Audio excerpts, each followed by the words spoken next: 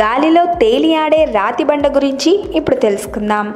ఈ ప్రపంచంలో చాలా విషయాల వెనుక ఉన్న మర్మాన్ని శాస్త్ర సాంకేతిక పరిజ్ఞానం కనుక్కోలేకపోయింది. అలాంటి వాటి గురించి తెలిసినప్పుడు ఇవి నిజంగా మనుగడలో ఉన్నాయా అని ఖచ్చితంగా ఆశ్చర్యపోతాము. ఒక పెద్ద రాతి బండ గాలిలో తేలియాడుతూ ఉందంటే మీరు నమ్ముతారా? కానీ ఇది నిజం. అజ్మీర్ దర్గాలో భూమి నుండి 2 అంగుళాల పైన రాతి బండ తేలియాడుతూ ఉంటుంది. ఈ విషయం వల్లనే అజ్మీర్ దర్గాకు ఒక ప్రత్యేకమైన గుర్తింపు లభించింది.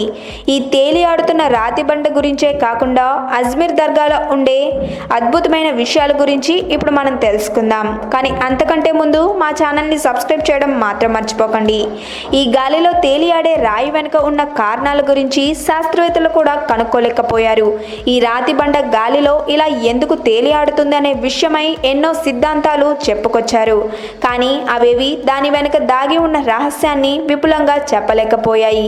కానీ ఇది నిజంగానే గాలిలో తేలియాడుతూ మన కళ్ళకు కనబడుతుంది. అజ్మీర్ షరీఫ్ దర్గా ఖ్వాజా మెయినుద్దీన్ చిష్టి ప్రపంచవ్యాప్తంగా ఎంతో ప్రసిద్ధి చెందింది. ప్రపంచ నలుమూలల నుండి సూఫీ సన్యాసుల ఆశీర్వాదాలు తీసుకోవడానికి ప్రతి సంవత్సరం లక్షల మంది విభిన్న ప్రాంతాల నుండి ఈ దర్గాకి వస్తుంటారు.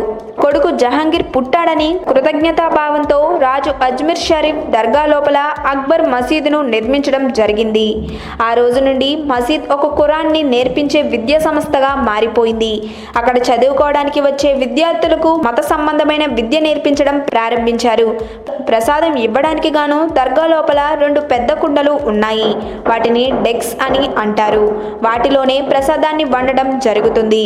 శాకాహారాన్ని మాత్రమే వాటిలో వండుతారు. బియ్యం, నెయ్యి, చిరుధాన్యాలు, గింజలు, కుంకుమ పువ్వు మరియు చక్కెర ఉపయోగించి ప్రసాదాన్ని తయారు చేయడం జరుగుతుంది. దీన్ని ప్రతిరోజు రాత్రి తయారు చేస్తారు.